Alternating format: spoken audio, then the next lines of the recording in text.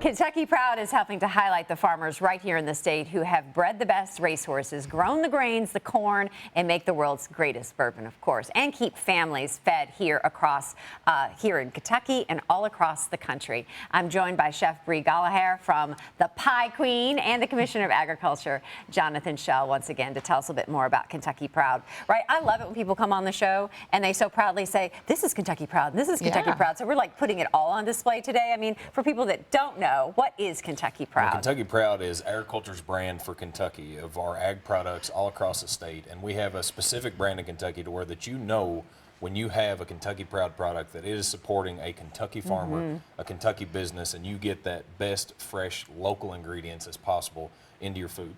All right, and it's great to cook with, I bet, right? Oh, you yeah. would know, right? Yes. The Pie Queen is here. Yes. And you just don't do like the traditional pies. We think bakeries. You're making something so traditionally Kentucky. I love it. Traditionally, when we think about Derby, we think about, you know, hot browns here in Louisville. And so this is my take on that. It's Love a tart. As a chef, my favorite thing is to teaming up with farmers. And so I wanted to find a way to jam-pack as much of it as I could in here. So right here I have my homemade savory crust. So it's more like a cracker. Oh, now you're showing off with the homemade crust. Okay, so I've already pre-baked this. And I wanted right. to show that this is just in a cake pan. So you can make this at home and not worry about having a fancy pan like this. Okay. Because it's still going to be fabulous. Okay. So now we're just going to layer in our turkey, our crumbled bacon, and our cheese. You want to grab that cheese over there? All right. This is all easy products too, right? That you can.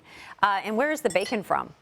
Oh, that's the most important That's thing. the most important part of it, right? Bacon is broad bent bacon. Oh, yes, perfect. Just Love throw that. some How of much it. do you want? We're going to do about a cup and a half worth in here. So Now the good thing about this is you just want to layer it, so when you're getting a bite, that So it's we all layered different. the bacon. Was we that layered. a cup and a half, or you need a Sure, little? one more I little bit. love a lot of cheese. Let's Yeah, put a lot don't of skip cheese. on I love a lot of cheese. cheese. Don't skimp on cheese. You layered in your turkey, your cheese. And then what we're going to do What kind of cheese is that? This cheese is Maiden Meadow.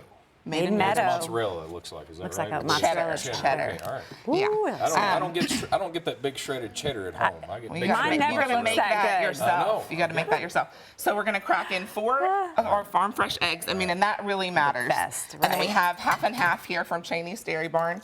And this is just kind of making the base of this that's kind of like a quiche. Yeah. And so we're going to said throw 4 of those. Yeah. We're going to throw some salt and pepper here and in our mixture. Because it matters to season in all the layers. Is it okay to get really dirty?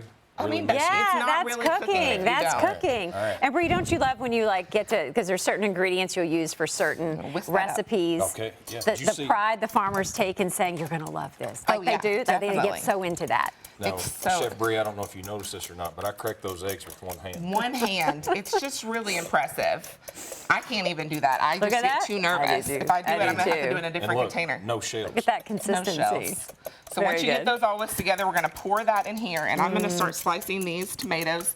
You're just going to want to slice these really thin. They're actually not going to go on until after you bake this for about 30 minutes. See, that's a mistake I make sometimes. Yeah. Is I put it in there and then when you bake it, it gets smushy. Yeah, it gets a little too smushy. Yeah. So when this finishes baking our quiche right here, you're going to put it in the oven for about 30 minutes.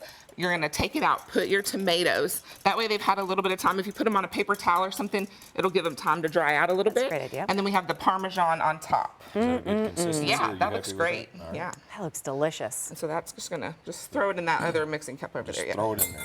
Yeah. We're just going to pour this Look in. at that. And you're going to want this to be all the way up to the edge. So everybody's pans are going to be a little bit different. Right. It is going to puff up, but then it'll go back down. So you want some of the It's not cheese going to to be overflow in the oven. And you definitely, to get that color, you're going to want to Little make more sure some cheese. Yeah, we cheese like is the really cheese. More showing on those cheese. edges. More so then when it cheese. comes out of the oven, the 30 minutes, you layer the tomatoes. And I kind of like to make it be where there's a slice with a tomato on every one. Yeah. Me too. That's why I So- like my pizza also. Yeah. with the pepperoni. Where are the Oh, yeah. tomatoes from, the produce? I want to give a shout out to who has the produce.